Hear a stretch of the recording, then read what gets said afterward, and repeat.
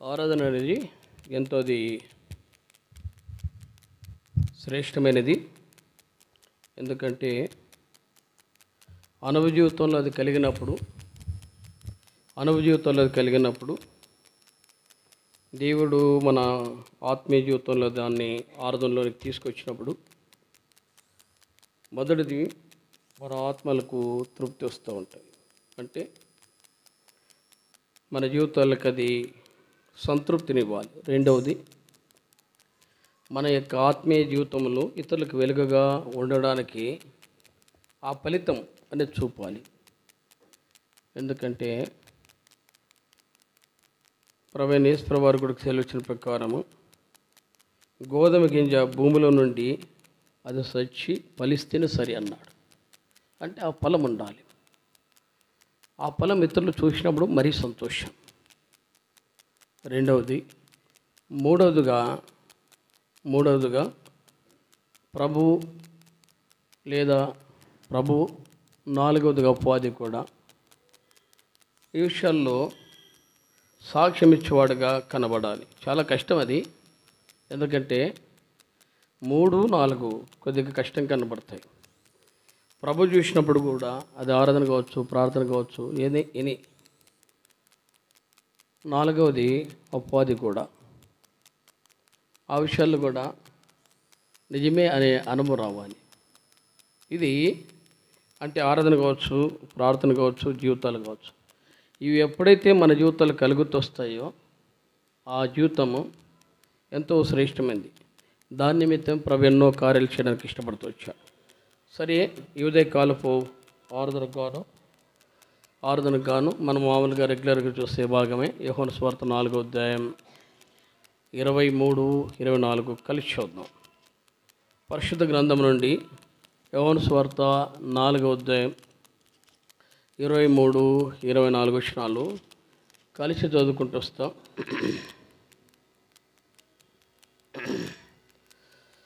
అయితే యథార్థంగా ఆరాధించువారు ఆత్మతోనూ సత్యముతోనూ తండ్రిని ఆరాధించు కాలం వచ్చున్నది, అది ఇప్పుడునూ వచ్చే ఉన్నది. తను ఆరాధించువారు అట్టివారి కావాలని తండ్రి కోరుచున్నాడు.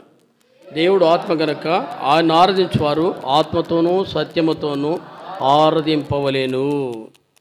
తర్వాత మొదటి కొరింథీయులకు రాసిన పత్రిక 3వ అధ్యాయం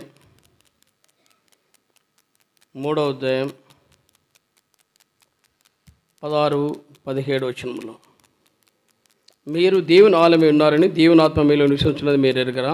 ఎవడైనా దేవుని ఆలయం పాడు చేసినా దేవుడు వారిని పాడు చేయను. దేవుని ఆలయం పరిశుద్ధమై ఉన్నది, మీరు ఆలయమై ఉన్నారు.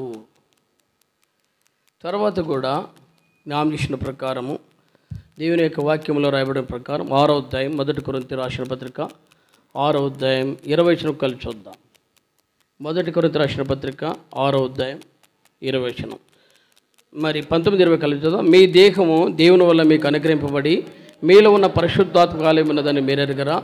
మీరు మీ సొత్తు కారు, విలువ పెట్టి కొనబడిన వారు కనుక మీ దేహముతో దేవుని మహిమపరచుడి. ఏమీ ఆరాధనలు తీసుకోవాలి ప్రభు అని చాలాసార్లు ప్రార్థనలు గడిపితే ఏమీ కూడా దేవుడు అంతగా నాకు బయలుపరచలేకపోతూ వచ్చాడు. ఆఖరిగా 3వ పాటలో నుండి ఒక మాట, అంటే పాటలో నుండి మనం చూస్తూ ఆ వచనాల నుండి దేవుడు బయలుపరచు వచ్చాడు. 6వ అధ్యాయం మొదటి కొరింథీ 20 వచనంలో అంటాడు, మీరు విలువ పెట్టి కొనబడిన వారు. విలువ యాక్చువల్గా దీనికి చాలా ప్రాముఖ్యం. ఎందుకంటే ఏ వస్తువైనా భూమి మీద మనుషునికి అప్పచెప్పేటప్పుడు తన సొత్తు కానిది తన ఆధీనం రావాలన్నప్పుడు దానికి క్రైమ్ చెల్లించక తప్పదు. ఆ క్రైమ్ చెల్లించాలన్నప్పుడు ఆ విషయాల్లో దానికి ఏదైతే క్రైమ్ చెల్లించి అది విడుదల పొందాలో దాన్ని చెల్లించక తప్పదు. ఇప్పుడు మనం చూస్తున్నాం. ఇప్పుడు మనం చూసినాం 3వ అధ్యాయం మొదటి కొరింథీ 6వ అధ్యాయం మరి 3వ అధ్యాయం 16లో అంటారు, మీరు దేవుని ఆలయం ఉన్నారు, దేవుని ఆత్మ మీలో నివసించున్నదని మీరు ఎరగరా అన్నారు.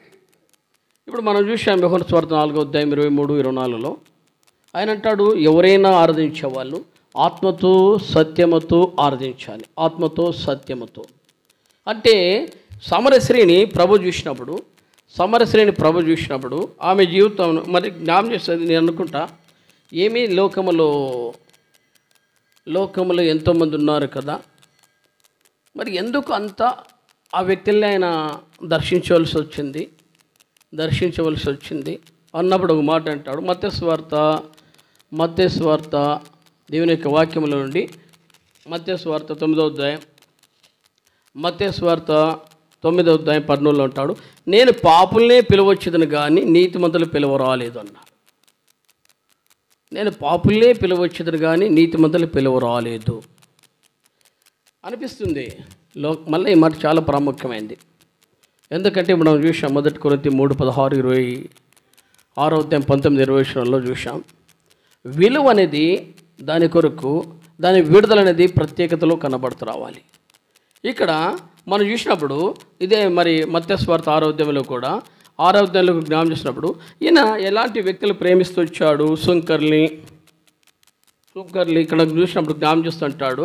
మరి 6వ అధ్యాయం 9వ అధ్యాయం మత్తయి సువార్త మరి 9 నుంచి చూస్తే యేసు అక్కడి నుండి వెళుతూ సుంకపు మెట్టు నుండి కూర్చున్న మత్తయి అనే ఒక మనిషిని చూసి నన్ను వెంబడించమని ఆయనతో చెప్పగా అతడు లేచి ఆయన వెంబడించాను. ఇంటిలో భోజనమునకు యేసు కూర్చుండగా ఇదిగో సుంకర్లను పాపులు అనేకులు ఆయన ఎద్దుకు వచ్చును, ఆయన ఎద్దును ఆయన శిష్యుల ఎద్దుకు కూర్చుంటే పరిచయం అది చూసి మీ బోధకుడు సుంకర్లతోనూ పాపులతోనూ కలిసి ఎందుకు భోజనం చేయుచున్నాడని ఆయన శిష్యులు అడిగిరి అన్నాడు. మళ్ళీ జ్ఞాపకం పెట్టుకోవాలి ఎందుకు ఈ మాట అన్నాడు. మత్తయి సువార్త 9వ అధ్యాయము మరి 11లో మీ బోధకుడు సుంకర్లతోనూ పాపులతోనూ కలిసి ఎందుకు బోధన చేయుచున్నాడు. ఎందుకంటే ప్రభువు చాలా ఈ లోకంలో ఏ వ్యక్తిని కదిలించినా, ఎందుకంటే వాళ్ళ కళ్ళు తెరవబడలేదు 2 కొరింథీ 4:4 ప్రకారం. కాబట్టి ప్రభువును వారు నానా మాటలు అంటారు. ఎందుకంటే వారు చీకట్లో ఉన్నారు, వారి జీవితం వెలుగులోనికి లేదు. కాబట్టి వారు ప్రభును దూషించవచ్చు, లేదంటే నీచమైన మాటలు మాట్లాడచ్చు. ఆ విషయంలో అపోస్తలుడైన పౌలు కూడా తెలియక చేశాను అని చెలువించుకున్నప్పుడు ప్రభును దూషించాడు. అందుకంటాడు 1 తిమోతి 1:12-13 దూషకుడు, హింసకుడు, హానికరుడు అన్నాడు. అంటే అలాంటి వ్యక్తి ఒకరోజు మార్పు తీసుకొచ్చిన తర్వాత జీవితంలో ఆ వెలుగులోకి వచ్చిన తర్వాత అందుకంటాడు అపోస్తలు 26:18-19 అంటాడు, ఆకాశం కలిగిన దర్శనానికి నేను అవిధేయుని కాను. అంటే ఒక వ్యక్తి వెలుగులోనికి వస్తే ప్రభు యొక్క విలువ అనేది అర్థమవుతుంది. కాబట్టి లోకంలో చాలామందికి ప్రభుని తెలియదు కాబట్టి వాళ్ళు ఇప్పటికైనా దూషిస్తారు. అంటే వాళ్ళ పేర్లు అవసరం లేదు. ఒకవేళ మన ఇంట్లో కానీ ప్రభుని దూషించేవారు ఉంటారు. భార్యల మధ్య భర్తల మధ్య భార్య, పిల్లల మధ్య తండ్రి మధ్య కుటుంబం అలా ఉంటాయి. కానీ అందరూ వెలుగులోనికి వస్తే ఆ ప్రత్యేకత వేరు, ఆ విషయం వేరు. కాబట్టి ఈ విషయంలో ప్రభు ఎలాంటి వాడంట, ఎందుకంటాడు అపోస్తలుడైన పేతురు 1:14 అన్నాడు. అపోస్తలుడైన పేతురు 1:14-16 1 పేతురు 1:14-16 అది ఆయన పరిశుద్ధుడు. అంటే ఆయన ఎలాంటి వాడు? పరిశుద్ధుడు. అందుకే యెషయా 6:3 అంటాడు, ఆయన ఆశ్చర్యకార్యం చూసినప్పుడు దేవుని యొక్క మహాదూతలు 6వ అధ్యాయం 2-3 జ్ఞాపిస్తున్నప్పుడు కెరూబులు సెరూబులు తాము నలుగొట్టుకుంటూ తమ జీవితాల్లో జ్ఞాపం చేసుకుంటూ 3వ వచనంలో అంటారు, చదవండి 6:3.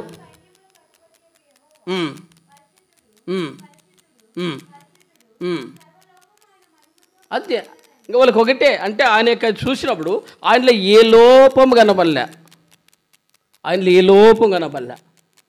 అంటే దేవుని యొక్క దూతలు చూసిన అపవాది యొక్క పరిస్థితుల్లో ప్రభును చూసినా ఆయనలో ఒక్క లోపం కూడా కనపడలే. అంటే అంతటి మహాపరిశుద్ధుడైన దేవుడు భూమి మీద మనుషుడిగా పుట్టుట, ఆ మనుషుడిగా పుట్టింది కాక ఆయన ప్రత్యేకంగా ఉన్నాడు. అందుకంటాడు మనకు తెలిసిన భాగమే యోహాను సువార్త 8వ అధ్యాయంలో కూడా ప్రభువును బట్టి కూడా ఆయన సవాలు విసిరి ఒకేమంటున్నాడు. యోహాను సువార్త 8వ అధ్యాయం 44 46 వచనం చదవండి. నాయందు పాపం ఉన్నదని మీలో ఎవడు స్థాపించును. సవాలు విసిరాడంటే పాపం లేనివాడుగా ఉన్నాడు. అందుకే అపోస్తుడైన పేతురు తన మొదటి పత్రికలకు జ్ఞాపించినప్పుడు అపోస్తుడైన పేతురు మొదటి పేతురు రెండవ అధ్యాయంలో జ్ఞాపం చేస్తూ ఎట్లా ఉందంటే 21:22 అంటాడు, క్రీస్తు కూడా మీ కొరకు బాధపడి మీరు తన అడుగుజాడలను నడుచుకున్నట్లు మీకు మాదిరిగా ఉంచిపోయాను. ఆయన పాపం చేయలేదు, ఆయన నిన్నట ఏ కపటం కనబడలేదన్నాడు. ఇది రీజన్గా చూస్తే అలాంటి వ్యక్తి సుంకర్ల మధ్య, పాపుల మధ్య.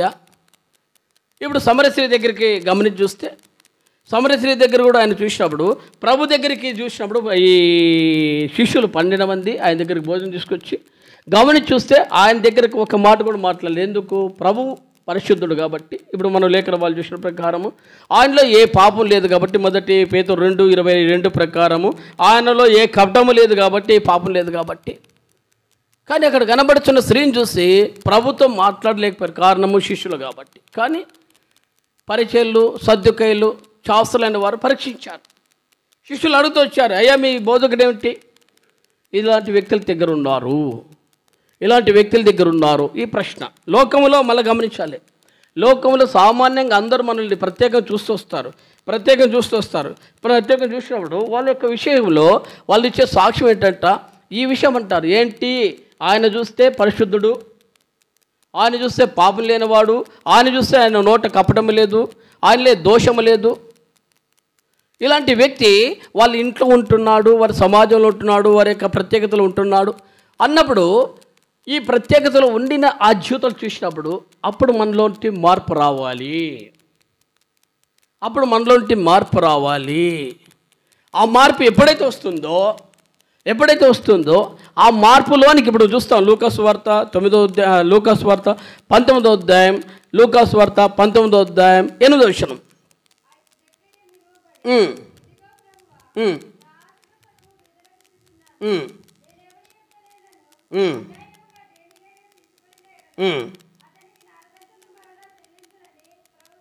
ఏడవచనం అంటాడు, అందరూ చూసిన పాపైన మనిషి యొద్ద బస చేయ. అంటే అందరు పరీక్షిస్తారు మనోళ్ళందరినీ కూడా. కానీ ఎప్పుడైతే ప్రభు మన ఇంటిలో లేదా మన జీవితంలో మన అనుభవంలో ఆయన్ని రావడానికి ఇష్టపడతాడు, అప్పుడు మనలో ప్రత్యేకతలు కావాలి. ప్రభు ఏమి మాట్లాడలేదు కానీ అన్నీ గమనించాడు. వారు అనే మాటలు విన్నారు. ఆ యొక్క జక్క ఇంటిలో ఉంటున్న వారి యొక్క పరిస్థితి చూశారు. తర్వాత వారి అనుభవజీవితాలు చూసిన తర్వాత ఆ ప్రాంతంలో ఉన్న వారి యొక్క ఎరుకోలో ఉంటున్న వారి యొక్క సాక్ష్యం ఏంటి? వీడు మోసగాడు, వీడు అక్రమార్జితుడు, వీడు అన్యాయస్తుడు. ఇలాంటి జీవితంలో ఉంటున్న వ్యక్తిని ఎలా ఆయన ఆ ఇంట్లోకి వెళ్ళాడు, ఆ ఇంట్లో బస చేస్తున్నాడు, ఆ ఇంట్లో ఆతిథ్యం ఎందుకు తీసుకుంటున్నాడు అని ఆయన ఆశ్చర్యపడుతుంటే, ఇప్పుడు ఆయనలో ఉంటున్న మార్పు ఏమిటి? ఆ మార్పు ఏమిటి? ప్రాముఖ్యంగా చూస్తే ఆయన అన్నాడు, జక్క నిలబడి అన్నాడు. అందరి ఎదుట సమాజంలో సాక్షి చెప్పాడు. అంటే ఎప్పుడొస్తుంది? సమరస్త్రీ విషయంలో కావచ్చు, రెండవ మాట సమరస్త్రీ విషయంలో కావచ్చు, ఇప్పుడు మన జక్క విషయంలో చూసినా కానీ ఎప్పుడు వస్తుంది మార్పు అంటే ఆ వ్యక్తి నుంచి విడుదల. అందుకే అంటాడు, 1 కొరింథీ రాసిన పత్రిక 6వ అధ్యాయం 19-20 చదవండి. మళ్ళా 1 కొరింథీ రాసిన పత్రిక 6వ అధ్యాయం.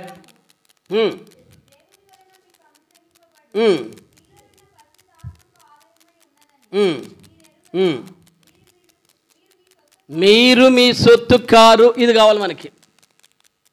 అంటే మనం ఎప్పుడు అర్థమవుతుంది ఇది? మీరు మీ సొత్తు కారు అంటే మన జీవితంలో ఎప్పుడు అర్థమవుతుంది? ఒక వ్యక్తి ఈ జీవితం అంటే ఇప్పుడు మనం చూస్తూ అది జక్కే కావచ్చు, సమరస్త్రీ కావచ్చు, ఎక్కడైనా సరే ప్రభు ఎక్కడ ఉన్నా, ప్రభు ఏ ఇంటిలో ఉన్నా, ఏ వ్యక్తిని టచ్ చేస్తున్నా ఆ వ్యక్తులు మనుషులు కారు. రోమా 6:23 ప్రకారం భేదం లేదు, అందరూ పాపులు అన్నారు. అందరూ పాపులు అన్నారు అంటే పాపం లేకుండా భూమి మీద ఏ మనుషుడు లేడన్నాడు. అంటే పాపం చేయని మనుషుడు భూమి మీద లేడని రాయబడింది. అంటే పాపులే అందరూ సామాన్యంగా. అలాంటి వ్యక్తుల ఇంట్లో, అలాంటి వ్యక్తి జీవితంలో ఒక వ్యక్తి అంటే ప్రత్యేకంగా ఉన్న వ్యక్తి, 1 పేతురు 2:21-22 ప్రకారము ఆయనలో పాపులైన ఒక వ్యక్తి. తర్వాత ఆయన పరిశుద్ధుడుగా యెషయా 6:3 ప్రకారము, 1 పేతురు 1:14-16 ప్రకారం పరిశుద్ధుడు ఒక వ్యక్తి. ఆ వ్యక్తులకి వస్తే ఆ వ్యక్తులకు వస్తే ఆ వ్యక్తి జీవితంలో ఇవన్నీ చూస్తారు. శుంకర్ని చూడొచ్చు, సమరయ స్త్రీని చూడొచ్చు. ఎలాంటి వ్యక్తులు ఇప్పుడు శుంకర్లు కావచ్చు, తర్వాత పాపులు కావచ్చు. పాపులు అంటే ఇంకా తేడా లేదు. మత్తయి 9:9 మరి నుంచి రాయబడిన ప్రకారం 10:11 రాయబడిన ప్రకారం అందరూ కూడా అలాంటి జీవితంలో ఉంటున్న వారిలో ప్రత్యేకతలు రావాలి. అంటే ఏం చేయాలి? ఇక్కడ అంటాడు విలువ పెట్టి కొనబడాలంట. 1 కొరింథీ 6:19లో రాయబడింది. మీరు విలువ పెట్టి కొనబడి ఉన్నారు అంటే ఆ విలువ ఏమిటి? అందుకంటాడు అపోస్తలుడైన పేతురు 1వ అధ్యాయం 18-19 జ్ఞాపకం చేస్తూ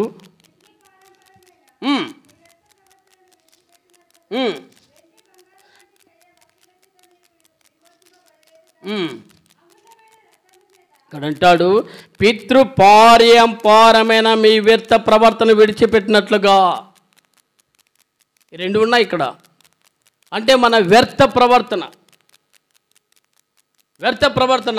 అంటే నేను ఒక వర్తమానం వింటూ వచ్చాను. దేవుని సేవకుడు ఆల్ ఇండియాలో, అంటే ఇది ఆల్ ఇండియాలో ఇప్పుడు కూడా మనకు వచ్చే సర్కిల్, అంటే సమాజం ఇచ్చే పరిస్థితి ఏమిటంటే, బాగా గమనించాలి. సమాజం అంటే లోకం ఇచ్చే పరిస్థితి ఏంటంటే, అసలు ఇండియాకు ప్రభు ఎప్పుడు వచ్చాడు, లేదా క్రైస్తవ మతం అనేది ఎప్పుడు వచ్చింది, క్రైస్తవ మతం అనేది ఎప్పుడు వచ్చింది, లేదా క్రైస్తవం అనేది ఎప్పుడు వచ్చింది గమనిస్తే మొదటిది. రెండవది భారతదేశం యొక్క పుట్టు పూర్వోత్తరాల్లో కొన్ని వేల సంవత్సరాల నుంచి మనం ఇక్కడ నివాసం పెట్టుకున్నాం కదా. అంటే గుర్తుపెట్టుకోవాలి, కొన్ని వేల సంవత్సరాల నుంచి నివాసం పెట్టుకున్నాం కదా. నివాసం పెట్టుకున్న మన సాంప్రదాయాలు, మన పద్ధతులు అంటే ఫీడింగ్లో ఉన్నాయి. అందుకే ఎవరినైనా కదిలిస్తే ఒకవేళ క్రైస్తవులు అని పిలువబడ్డానికి తాతల కాలం నుంచి జనరేషన్ తీసుకొస్తే, అంటే పుట్టు పూర్వతలు తీసుకొస్తే, కొన్ని తరాల్లో 4-5 తరాలు అంటే గొప్ప. 4-5 తరాలు అంటే ఒకవేళ ఉంటే 18వ శతాబ్దము లేదా 18 అంతకంటే ఎక్కువ నాకు తెలిసి వరకు ఉండరు. అందరూ కూడా ఆటోమేటిక్గా బ్యాక్గ్రౌండ్కి వెళ్ళిన వారే, అంటే మన సాంప్రదాయాల్లో చూన్నవారే. బాగా గమనించండి, మన సాంప్రదాయాల్లో చూన్నవారే. నేను మా దగ్గర ఒక స్టాప్, ఆయన ఇప్పుడు కూడా నా క్లోజ్ ఫ్రెండే, ఆయన కూడా అంటాడు, మీరు ఎప్పుడు క్రైస్తవులయ్యా? మేము మా తాతల కాలం నుంచి క్రైస్తవులు అన్నాడు. మా తాత కాలం నుంచి క్రైస్తవులు ఎప్పుడయ్యా అంటే బ్రిటిష్ పరిపాలన నుంచి క్రైస్తవులు వినండి అన్నాడు. బాగా గమనించాలి, బ్రిటిష్ పరిపాలన ఎప్పుడు వచ్చింది? 16వ శతాబ్దం ఎండింగ్లో కొద్దిగా స్టార్ట్ అయింది. మరి 18 ఆ మధ్య దాదాపు ఇంచుమించు 1947 వరకు వారి యొక్క పరిపాలన ఉంది. అంటే 250 సంవత్సరాలు, ఇంచుమించు 200 సంవత్సరాల పైన వారి పరిపాలన ఉంది. కాదనం. అంతకు మునుపు అంటే ఇవన్నీ చరిత్ర ఏం చెప్తున్నా అంటే, అంతకు మునుపు మన పితృపారంపర్యంలో ఉన్నాం. అది మనమైనా, మన పితరులైనా, మన అనుభవ జీవితాలైనా. ఎందుకు విడిపించబడాలి? బాగా గమనిస్తే ఎందుకు విడిపించబడాలి ఇది అర్థం కాక దాంట్లో అనుభవర్చబడి సాగలేక బయటికి వెళ్ళాక వాళ్ళు చెప్తారే, ఇది మా తాతల కాలం నుంచి ఉంది, మా తాత కాలం నుంచి ఏం చేస్తావప్ప, పేగబంధం, కుల వ్యవస్థ రావని చెప్పవు. పిల్లలతో జాగ్రత్తమ్మా, ఎందుకు వచ్చావు నాకు అర్థం కాలే. జ్ఞాపకం పెట్టుకోండి. ఎందుకంటే దేవుని యొక్క వాక్యం అనేది వెల్లడి చేస్తాడు. నీకు అర్థం కాకపోతే లేచిపో, తప్పేం లేదు. పిల్లలు మీ దగ్గర ఒక టీం ఏర్పాటు చేసుకొని చాలాసార్లు మాకు కంప్లైంట్లు వచ్చాయి. మీరు దండీరా అంటే చూస్తే ఇంకేం చెప్పగలము, అన్నీ ఆల్ ఆఫ్ లోకలే కాబట్టి మీ పిల్లలు అంటే జాగ్రత్త. ఒక వ్యక్తి ఇంకొక వ్యక్తికి అభ్యంతరం రాకూడదు. ఒకవేళ ఉందనుకో తప్పదు, కంట్రోల్ పెట్టుకోలేకపోతే తీసుకొని వెళ్ళు. అంతేగాని వాళ్ళతో గిచ్చుకుంటుండి ఇక్కడ ఎందుకు మీరు అభ్యంతరం తీసుకొస్తారు. రెండోది, పిల్లలు కూడా ఒక టీం ఏర్పాటు చేసుకొని వాళ్ళతో కూర్చొని కాలక్షేపం చేస్తూ చూసాం చాలాసార్లు. వాళ్ళతో కాలక్షేపం చూస్తూ మరి ఎందుకు రావాలి, ఇంట్లో కూర్చోవచ్చు కదా రౌండ్ చేసుకొని. తప్పు. దేవుని యొక్క సన్నిధిని అవమానపరచవద్దు. అందరికీ సంతానం ఉంది. దేవుడు రేపైనా మాకైనా ఎవరికైనా ఉంటుంది. కానీ దేవుని ఇంట్లో ఉంటున్నాం. ప్రసంగ 5:1-2 ప్రకారం గుర్తుపెట్టుకోవాలి. అన్ని విషయాల్లో జాగ్రత్త ఉండట్లో నేర్చుకోవాలి. ఇది హెచ్చరికగా మీరు జ్ఞాపకం పెట్టుకొని కంట్రోల్ ఉంటే మంచిది, దేవుని సంఘానికి క్షేమం వస్తాయి. సరే, ఇలాంటి అనుభూతితో ఇప్పుడు మనం చూస్తూ వచ్చాం. ఎలాంటిదంట? పితృపారంపర్య ఆచారములు. అందుకే ఈ జీవితం నుంచి విడిపించబడట. ఎలా వస్తాయి? అందులో ఉంటున్న లోక సంబంధమైన మాలిన్యములు కూడా వస్తాయి. అంటే అడుగుజాడలు ఇవన్నిటి నుంచి విడిపించబడుట రానేది ప్రాముఖ్యమైనది. ఏవైతే గత కాలంలో చేస్తూ వచ్చామో ఇవన్నీ విడిపించబడాలి. అంటే ప్రభుకి ఇష్టమైన కార్యాలు ఏవైతే ఉన్నాయో, ఇది ఆత్మకు సంతృప్తి ఇవ్వలేంటివి, మాలిన్య జీవితాలు. అందుకే మరి ఆ గలితీ 4:18, 19, 4వ అధ్యాయం 8, 9లో జ్ఞాపకం చేసినప్పుడు అపోస్తలుడైన పౌలు గలితీయులకు రాసిన పత్రిక 4వ అధ్యాయం 8, 9 వచనాలు.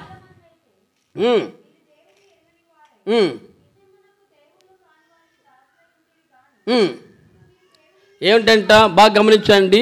ఆ కాలమందు అయితే మీరు దేవుని ఎరగని వారై, రెండవ మాట నిజమవునకు దేవుళ్ళు కాని వారు దాసులేంట్రీ. ఇది నెంబర్ 1 పాయింట్. నిజమునకు దేవుళ్ళు కానివారు అంటే 115 కీర్తనలు రాయబడ్డ ప్రకారం మాట్లాడని వారు, కదల్లేని వారు, వారికి వారే విడుదల పొందలేని వారు. వారికి వారే విడుదల అంటే ఇప్పుడు నేను చెప్తున్న ప్రకారము ప్రభువైన యేసు ప్రభు టాప్ టు బాటం ఆయన ఎక్కడ పరీక్షించినా, ఆయన నోటి ద్వారా కానీ, ప్రవర్తన తీర కానీ, సాక్ష్య తీర కానీ, జీవిత విధానంలో కానీ, సమాజంలో తర్వాత పొంతి పిల్లల ఎదుట కానీ, తర్వాత ఏరు ఎదుట కానీ ఎక్కడ కూడా లేనివాడు, నేరం లేనివాడుగా కనబడుకుంటూ వచ్చాడు. మరి మన పితరుల యొక్క అనుభవ జీవితాల్లో ఇక్కడ ఏంటంట? నిజమునకు దేవుళ్ళు కాని వారికి దాసులై ఉంట్రి. వారు గమనిస్తే దేవుడు అంటే అర్థం ఏంటి? అసలు వెలిగించువాడు. వెలుగంటే ఏమిటి? పాప జీవితం నుండి. అందుకే అంటాడు, చీకట్ల నుండి ఆశ్చర్యకరమైన తన వెలుగులను మేము పిలిచిన వారి గుణాశలు ప్రచురం చేయనిమిత్తము అన్నాడు. అందుకే 1 పేతురు 2:9, 10లో మాట రాబడింది. చదవండి. 1 పేతురు 2వ అధ్యాయం. చీకటి అంటే ఏమిటి? అంధకార సంబంధమైన క్రియలు. అందుకంటాడు అపోస్తలుడైన పౌలు కొలస్సీయులకు రాసిన పత్రిక 1వ అధ్యాయం 13వ వచనంలో మాట రాబడింది. అపోస్తలుడైన పౌలు 1వ అధ్యాయం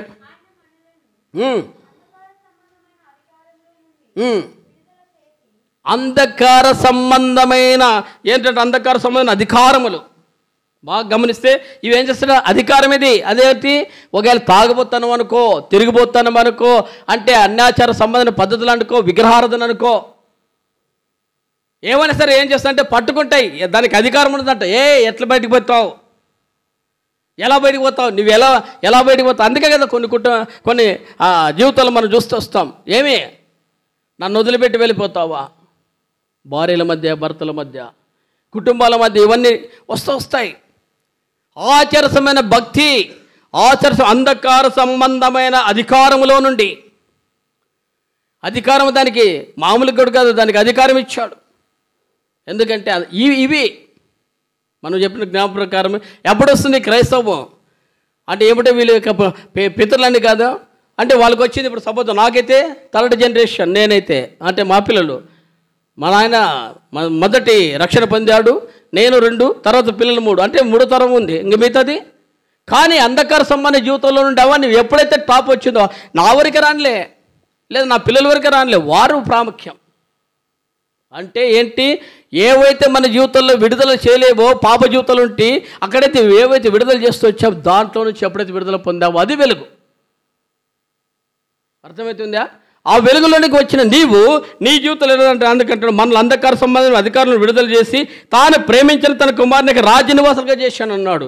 ఎలా అంటే జ్ఞానం చేస్తూ ఆ 14 అంటాడు, ఆ కుమారుని మనకు విమోచనం అనగా పాప క్షమాపణ మనకు కలుగుతుంది అన్నాడు.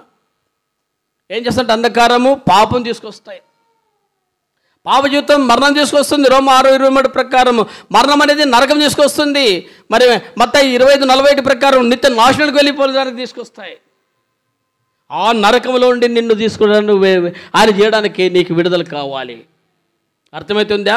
నీ జీవితంలో పితృపారంపర్య ఆచారాలు ఉన్నాయి. పితృపారంపర్య ఆచారాలు అంటే గలితీ 4:8 ప్రకారము, గలితీయులకు రాసిన పత్రిక 4వ అధ్యాయం 8వ వచనం ప్రకారము చదవండి. గలితీ 4:8.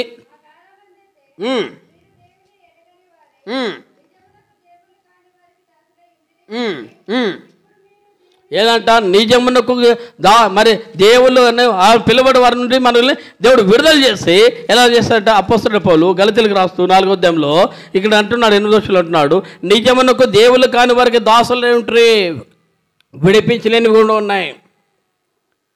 ఇప్పటికైనా కానీ నువ్వు గట్టిగా పట్టుకుంటే వాటిలోంచి విడుదల పొందక తప్పదు. ఎక్కడ ఒక్కరున్న చాలు వారికి వాక్యం అనుకో. ఇది నెంబర్ 1 పాయింట్. నెంబర్ 2 ఇక్కడ అంటాడు, మరి 9వ వచనంలో అంటాడు, మీరు ఇప్పుడైతే దేవుని ఎరిగిన వారు, మీరు విశేషంగా దేవుని చేత ఎరగబడిన వారే ఉన్నారు కనుక బలహీనమైన నిష్ప్రయోజనమైన మూలపాటు తట్టు తిరగనేలా వీటి నుంచి విడుదల. అంటే ఎప్పుడు వస్తాయి ఇవన్నీ? ఆచారమైన భక్తిలో నుంచి మన జీవితాలు విడుదల చేయడానికి, ఆయన మొదటి కార్యం చేయడానికి ఆయన ఈ లోకానికి వచ్చాడు. రెండవది మనం చూసిన ప్రకారము కొలస్సీలకు రాసిన పత్రిక 1:13-14 ప్రకారం అంధకార సంబంధమైన జీవితం. మనమందరం కూడా చీకట్లో ఉంటే ఎఫెసీ 2:2 ప్రకారం అపోస్తలుడైన పౌలు ఎఫెసీలకు రాసిన పత్రిక 2వ అధ్యాయం 2వ వచనంలో అంటాడు, చదవండి.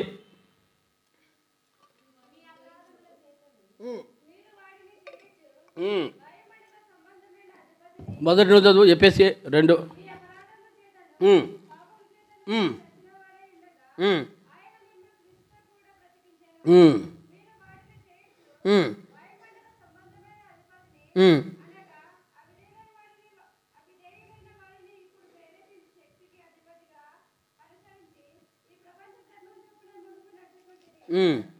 ఎలా ఉందంటే మనము ఈ ప్రపంచ ధర్మం చొప్పున మనం నడుచుకునే వారు కాబట్టి ఈ ప్రపంచ ధర్మం ఏవైతే ఉన్నాయో అవన్నిటిని అందుకంటాడు, మీరు వాటిని చేయొచ్చు. వాయుమండల సంబంధం అధిపతిని అనగా అవిధేయులైన వారిని ఇప్పుడు ప్రేరేపించు శక్తికి అధిపతిని అనుసరించి ఈ ప్రపంచ ధర్మం చొప్పున మునుపు నడుచుకుంటారు. ఈ ప్రపంచం ఏదైతే ఉందో వాటి నుంచి విడుదల అంటే ఎట్లా కనపడుకుంటూ వస్తాయి. అందుకే ఇవి చేయడానికి ఎంతో కష్టపడుతూ వచ్చా. 4వ అధ్యాయం గలతీ 10వ వచనము 9-10 నెరవేర్చడం ఎంతో కష్టం. అవన్నీ ప్రభు నీకు విడుదల చేట ఇది 2వ మెట్టుగా కనబడుకుంటూ వచ్చింది. ఇక 3వది జ్ఞానం చేస్తుంటాడు. ఇక్కడ అంటాడు 3వ వచనంలో ఎఫెసీ 2:3 అంటాడు, మనము వారితో కలిసి మనందరం శరీరం ఎక్కువ మనసు ఎక్కే కోరికలు నెరవేర్చవచ్చు, మన శరీరాశలు అనుసరించి మునుపు ప్రవర్తించవచ్చు. శరీరాశలు ఏమి? శరీరాశలు గలతీ 4:5 మరి గలతీయులకు రాసిన పత్రిక 5:19 నుంచి రాబడిన ప్రకారము అంటే ఇవన్నిట్లో నుంచి చదువు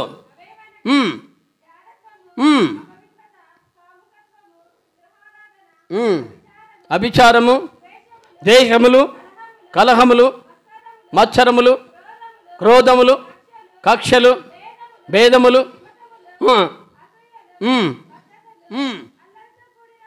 అంటే అన్నీ 15 ఉన్నాయి. ఆ 15లో నుండి తర్వాత మరి ఆ మార్కు 7:20 మరి 21 నుంచి రాయబడిన ప్రకారం శరీర కోరికలు ఎన్నో ఉన్నాయి. ఇవన్నిటి నుంచి విడుదల దానిచ్చేది పరిశుద్ధుని దేవుడు తన రక్తం ఇచ్చి తన విమోచన క్రయధనం ఇచ్చి ఆయన మనల్ని కొంటూ వచ్చాడు. మామూలు కాదు. ఒక వ్యక్తి మనం చూస్తూ వచ్చాం. అధికారం అనేది కొలస్సీ 1:13 ప్రకారము 14 ప్రకారము వాడు అధికారం పెట్టుకున్నాడు. అంటే ఏంటి? వీడు నావాడు కొన్నా. వీని ఏంటి కొన్నా? తాగుబోతానని కొన్నా, తిరిగిపోతానని కొన్నా, జూరుదొరతానని కొన్నా, తర్వాత వ్యభిచారతనని కొన్నా, మోసదాన్ని కొన్నా, తర్వాత అన్యాయాన్ని కొన్నా. వీటిలో ఉండి నేను కొన్నాను కాబట్టి నువ్వు విడుదల చేయాలంటే క్రైమ్ చెల్లించాలి, అంటే నీతి కార్యములు కలిగిన వారుగా రావాలి. ఈ విషయంలో ప్రభు చేస్తూ వచ్చాడు. ఆయన విలువైన దేహాన్ని మన కొరకు దారిపోస్తూ వచ్చాడు. ఆయన విలువైన దేహాన్ని మన కొరకు దారిపోస్తూ వచ్చాడు. అది మనం చేసాం. అందుకే మీ దేహము దేవుని వల్ల మీకు అనుగ్రహించబడి మీలో ఉన్న దేవుని ఆత్మకు ఆలయమే ఉన్నదని మీరు ఎరగరా అని 1 కొరింథీ 3:16-17 చూశాం. అంటే దేవుడు మనలో నివాసం పెట్టుకోవడానికి ఇష్టపడేంతగా వ్యక్తిగా చేశాడని నన్ను ఇది చూసినప్పుడు అయ్యా వీళ్ళు నీవారు అని ఇతరులు సాక్ష్యం చెప్పినట్లుగా చేయాలి. బాగా గమనించండి. సామాన్యమైనది కాదు క్రైస్తవ జీవితం అనేది. అంటే ప్రభు ఒక వ్యక్తిని చూసినప్పుడు లేదంటే ప్రభు ఇతరులకి చూసినప్పుడు ఆయన వలే 1 యోహాను పత్రిక 3వ అధ్యాయం 2వ వచనంలో అంటాడు ఆయన వలే ఉండాలంట. ఆయన వలే ఉండాలి. చదవండి 1 యోహాను పత్రిక.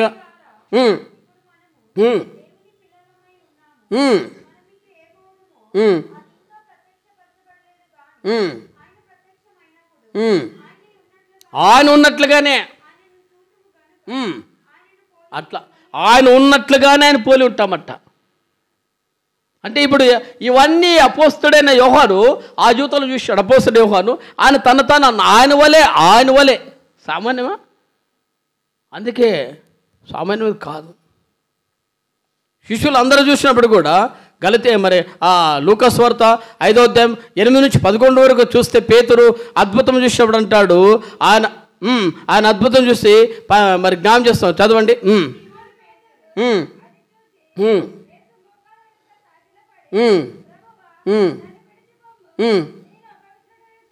అది అంటే ఒక వ్యక్తి జీవితంలో అపవిత్రమైన జీవితము, పాప జీవితంలో ఉంటున్న వ్యక్తిని ఆయన తన వ్యక్తిగా చేసుకున్నాడు.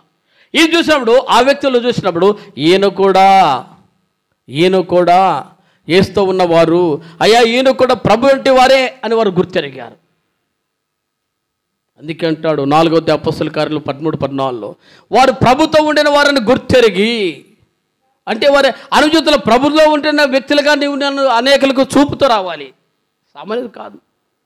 ఈ జీవితం చేయడానికి ఆయన తను అర్పించుకున్నాడు బలిగా. ఈ జీవితం చేయడానికి తన ప్రాణం దారబోసాడు. ఎలాంటి వారము నిముగించుమునుపు చీకట్లో ఉన్న వారము, అంధకార సంబంధ జీవితంలో ఉన్న వారము, పితృ పారంపర్యం అడుగుజాడలేదు పట్టబడిన వారం. ఊరికే కూడా కాదు, ఒక మాట చూసుకొని మనం ముగిస్తామండి. కొలసీలకు రాసిన ఎపిఎస్ఎల్ రాసిన పత్రిక 2వ అధ్యాయం 14-16, ఎపిఎస్ఎల్ రాసిన పత్రిక 2వ అధ్యాయం 14-16.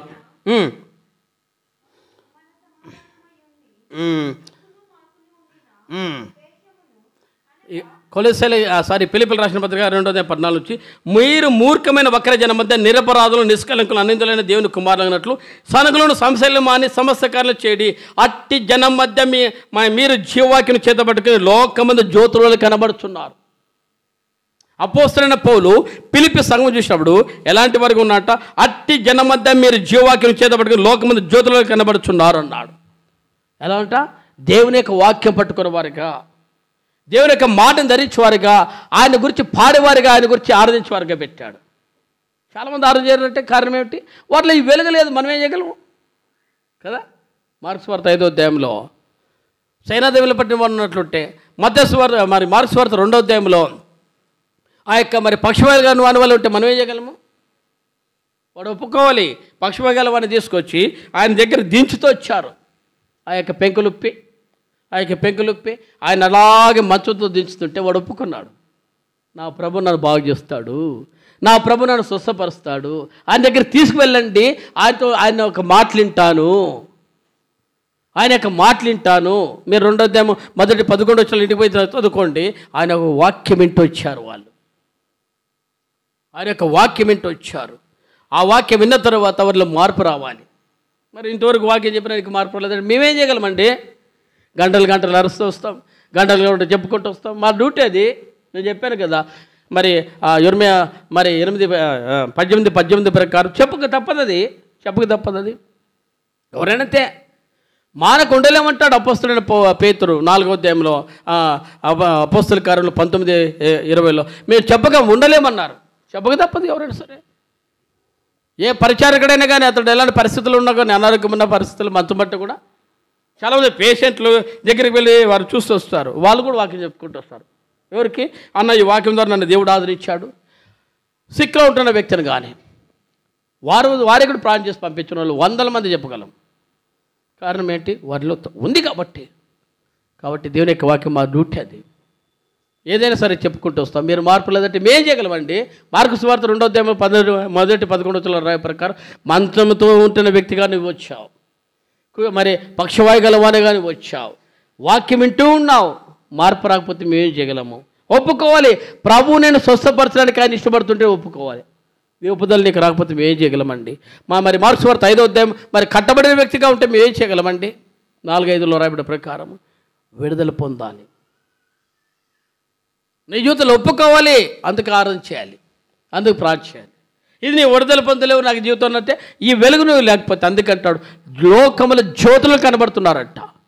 అందుకంటాడు అపోస్తలుడైన పౌలు, అట్టి జనం మధ్య మీరు జీవవాక్యం చేతబట్టుకుని లోకమందు జ్యోతులు కనబడుచున్నారు.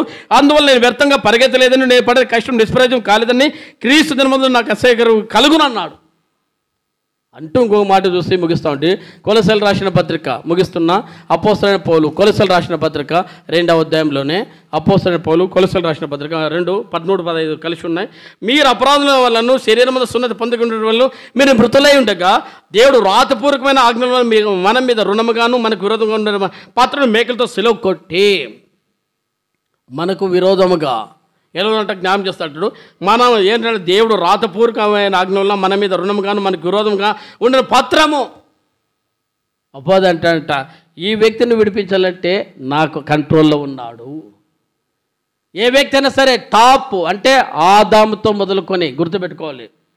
ఆదాముతో మొదలుకొని ఏ వ్యక్తి అయినా సరే భూమి మీద ప్రపంచంలో ఎన్ని దేశాల్లో ఎంతమంది ఉన్నది వారి అనుభవంలో వారు పక్కన పెడితే వాక్యానుసారం అయితే చూస్తే ప్రతి వ్యక్తి ప్రభువైన యేసు ప్రభు యొక్క రక్తంతో కడగబడక తప్పదు. ప్రభు యొక్క రక్తంతో కడగబడక తప్పదు. కారణం ఏంటో తెలుసా?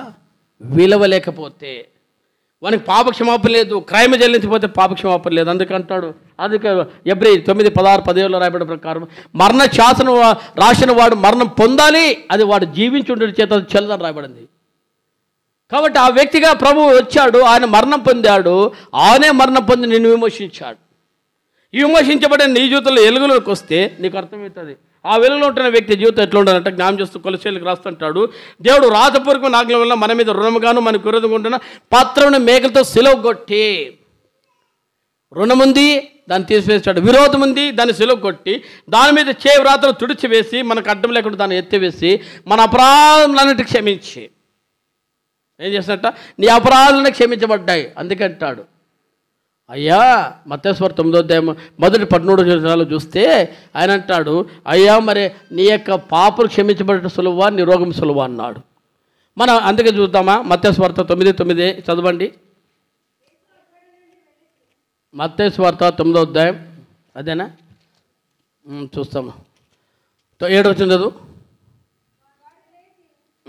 6 ఆయనను పాపను క్షమించడానికి భూమి మీద మనిషి కుమారికి అధికారం కలదని మీరు తెలుసుకోవాలని చెప్పి ఆ పక్షులను చూసి నువ్వు లేచి నీ మంచం ఎత్తుకొని నీటికి వెళ్ళమని చెప్పాను. అందుకంటాడు 4-5లో వారి తలంపులను గ్రహించి మీరదే దురాలోచన చేస్తున్నారు, నీ పాలు క్షమించడం చెప్పడం సులభమా, లేచినడం అంటే చెప్పడం సులభమా?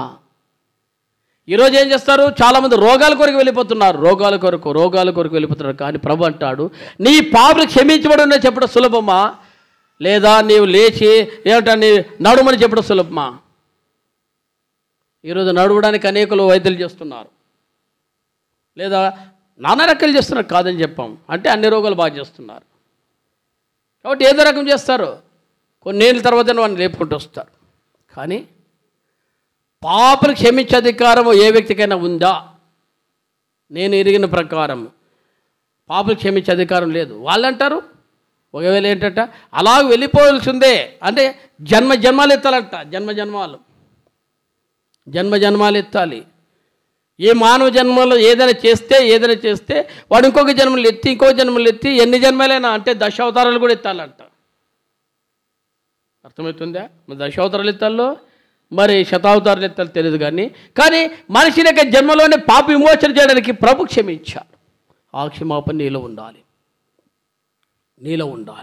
దాని కొరకు ఆయన క్రైమ్ చెల్లించాడు. అపరాధములు పాపలు ఆయన సిలువకు రేకులతో కొట్టి మన మీద ఉన్న చేతి వ్రాతను తుడిసివేసి అడ్డం లేకుండా ఆయన ఎత్తి పడివేశం రాయబడింది.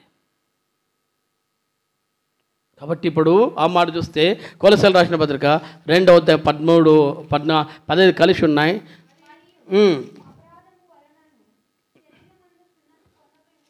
కొలస్సీలకు రాసిన పత్రిక